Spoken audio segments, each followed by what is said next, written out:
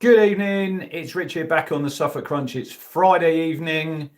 Just thought I'd jump on and do a live tonight. We've just had the Mark Ashton and Kieran McKenna interview. It is available if you haven't seen it on Town TV and on the Ipswich Town YouTube page. So go and check it out if you've not seen it. But I thought we'd jump on, do 15 or 20 minutes, see how many people are in the chat to get involved, and we'll just go through it, what you thought of it, good or bad, just your general takeaway. Anyway, firstly, we will go for 100 likes on this video.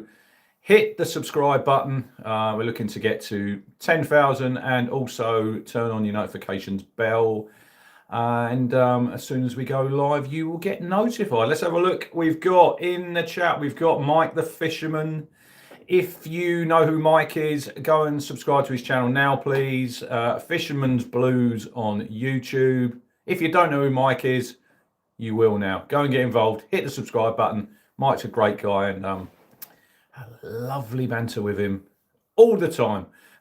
Evening Jack, evening Adam, anyone else, get involved in the comments. There you go. Mike's giving it some love hearts. But yeah, get involved in the comments, and go and subscribe to Mike's channel. It's free, and he's very, very passionate. Who else have we got in here? Mike Baker. He says, evening crunch. Mark Ashton, ice to the Eskimo. He could sell ice to the Eskimos. He's very, very smooth. Sarah George, good evening. Yeah, I've just literally watched the interview. I would say my general takeaway is I've not really learned anything that I didn't know.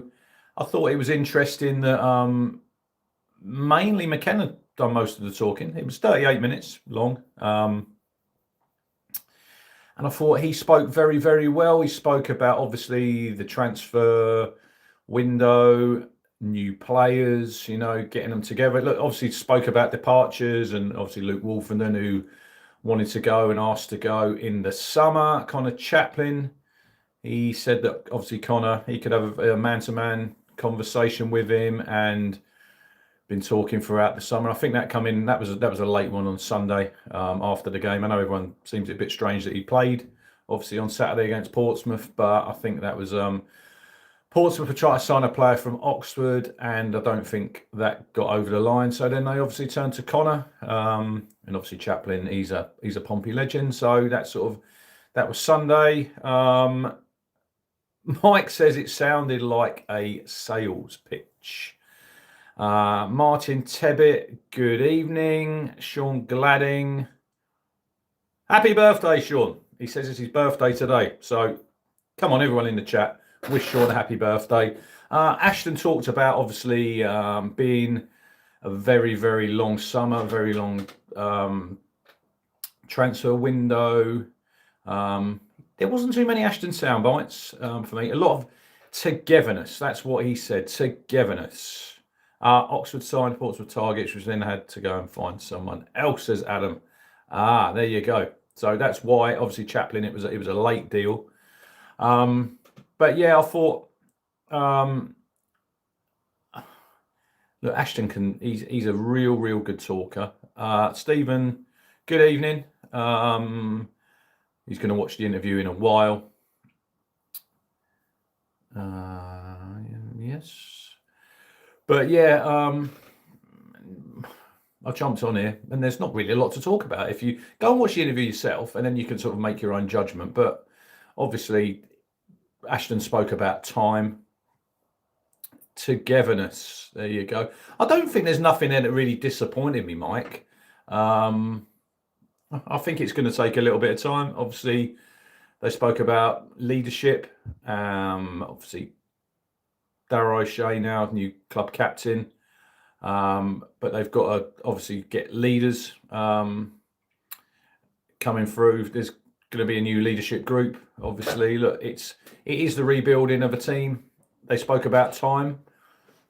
I think he'll probably get time from Mark Ashton. But it'd be interesting if we don't get some results in the next few, what sort of Yes, Sarah says proof will be in the new players that we have, and they spoke about a lot of talented players that we've signed, and we have signed a lot of talented players, but you've still got to mould them, work with them, and make them into a team, because you can have a really good team of individuals, but this group of players is probably more talented than the group that we had before. But will they have that togetherness and work ethic for each other when the going gets tough? Colin says early days, need to regroup and find leaders, and sometimes people that you probably don't expect to be a leader sort of come to the fore, and we might have people there at the minute who we think they're not a leader, and then 6 months down the line we might be thinking, wow, look at him, he's really come out of his shell. Adam says, when you talk leadership group, who do you think is in that? We need leaders all over the pitch, and I think from the middle we are strong and have leaders, but forward we haven't got that. A lot of young players, I think he's going to say. If I was, look, obviously O'Shea, I'd say Alex Palmer is in the leadership group, experienced player. Ashley Young. Sarah says, in the words of Mick Mills, great to have a good squad, but we need a good team. Yes, exactly.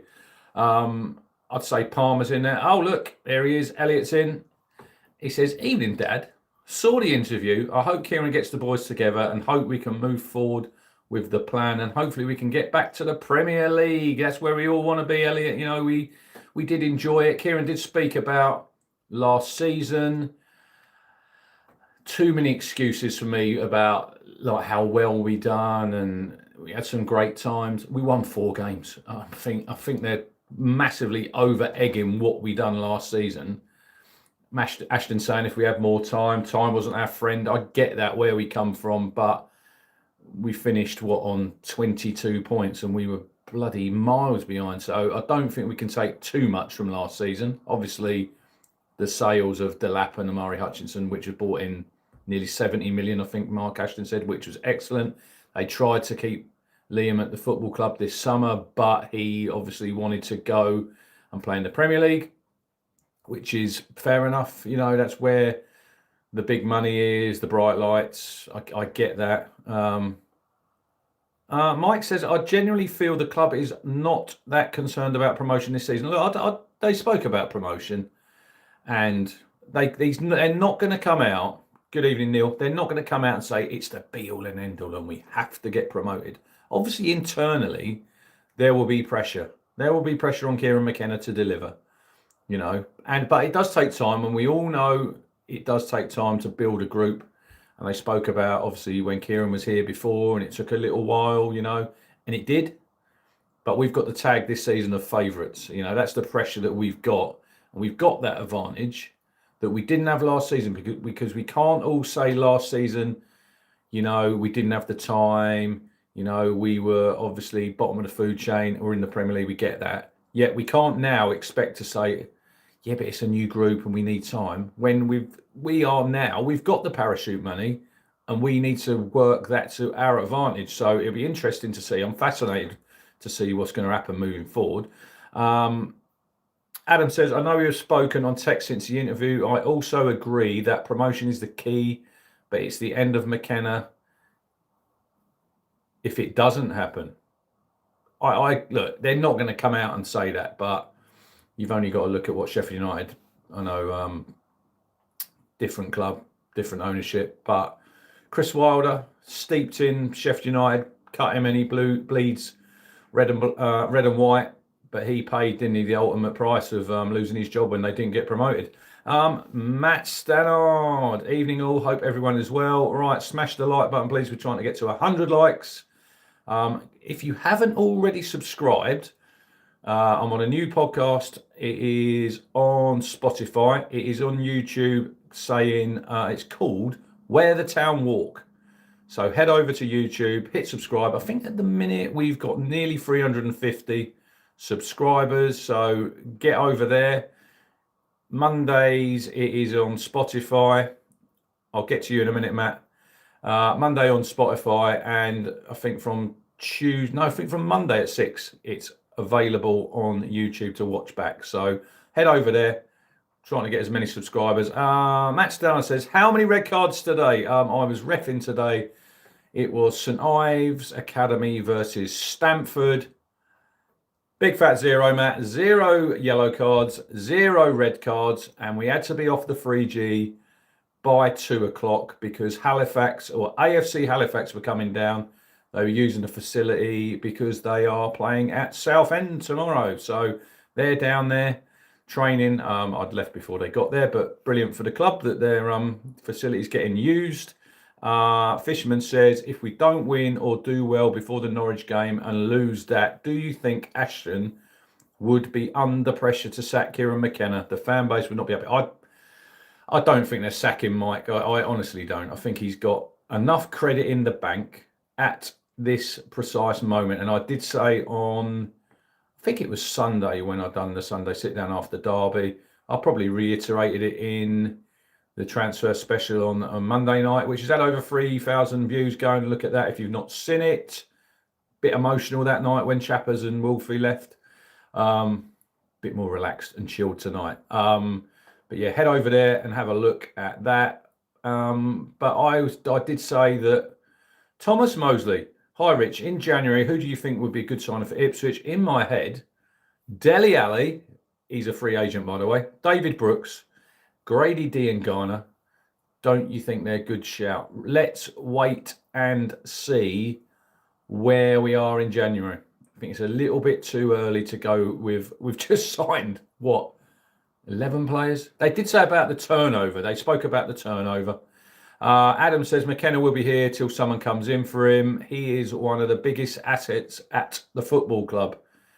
Trevor says he can't be untouchable. What if we are struggling by Christmas? I think we just need to let it breathe. There you go. There is an Ashton soundbite on your bingo card. Tick it off. Let it breathe. Give it some oxygen. I think we need to let the situation now see how it pans out because we need results. He knows that, Kieran, and I spoke about that the other day. But it's like he did say in the interview, it's time on the grass. There's another one on your bingo card, Matt. It's what we need. We need to, I think they're back on Wednesday, but they'll be back in. Hopefully we get no injuries, which praying the Irish lads come back. Obviously, Sindre's playing for Norway. He spoke about him. Exciting signing. It's going to take a little bit of time with him because he's a young kid, you know. He's coming from the Danish league and he said he'd watched the first 4 games and then he still wanted to come even though we're struggling. But I don't think people should just expect him just to hit the ground running because he's a young kid and it's going to take a little time. Mike says, credit was used up last season. We talk about signings. Look at Sunderland. Absolutely brilliant window, and they've already won 2 games. 2 more, they equal us. Well, we'll see what Sunderland do this season. If they stay up, brilliant. If they win 7 games and still get relegated, it's still the same as us. Thomas says, Diangana has been submitted a transfer request already and will be ready to leave West Brom. Like I said, we'll wait and see. But I just think it's by the 3rd international break, I said on, I think it was on Sunday, I said, we'll have played another 11 games there. And I think that's a real fair sort of assessment. Then we'll have been played 15 games. And I think you'll know sort of where we're heading, where the league's sort of looking, who's like your front runners, who's struggling. There'll probably be management changes before then, I would have thought, you know. Obviously, Ruben Selles, there's talk. He's got 1 more game. And that game is next Friday night against Town at Portman Road. So this time then we'll be down there and we're hoping we can get a victory. But yeah, if you haven't watched the interview with Ashton, go and have a look at it. It is on YouTube. I've dropped it on my Twitter. It's on Facebook. I've dropped it on my Facebook. It's on Town TV. 38 minutes long. But yeah, that's me done. 15 minutes. Mike says quickly, I'm not for O'Shea. Who would you have as captain based on what you've seen? I think, Mike, we're lacking leaders. I think we've spoken about that, mate, on the old WhatsApp voice chats. We are lacking leaders. Ashley Young, he would be in the leadership group. He wouldn't be my captain. Matt says, if that is true, you know what happens. Struggling team comes to Ipswich. Was it someone on Twitter said, Ipswich 1, Sheffield United 2, Ipswich 29 shots. Sheffield United 2. What was I going to say? Quickly, I think Town have had a friendly in the week. No one calls it X, Thomas. No one calls it X. It's still Twitter. I think we had a friendly. I think it was Tuesday and Wednesday. We played Gillingham, I think, behind closed doors. So see how we go there, trying to get some new players bedded in. Ashton also did quickly talk about infrastructure, training ground going up before our very eyes. So we'll see what happens over that. Obviously, academy. We are going to be Cat 1.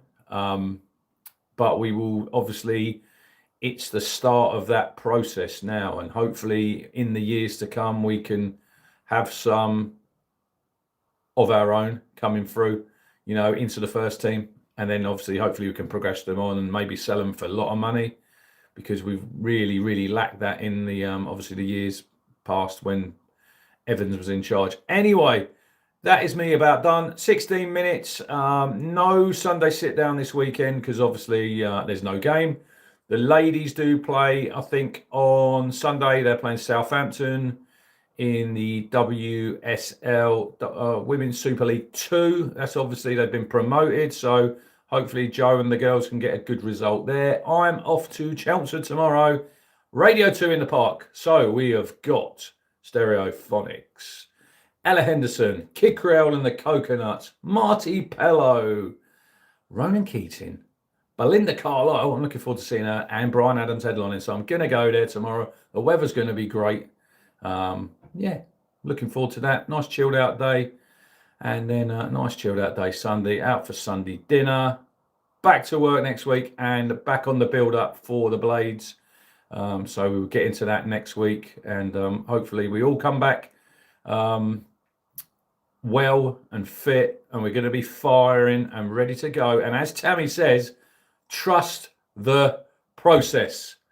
Hit the subscribe button, hit the like button, turn on your notifications, and we will see you all very soon. Have a great weekend, whatever you're doing, and we will see you sometime next week up the town.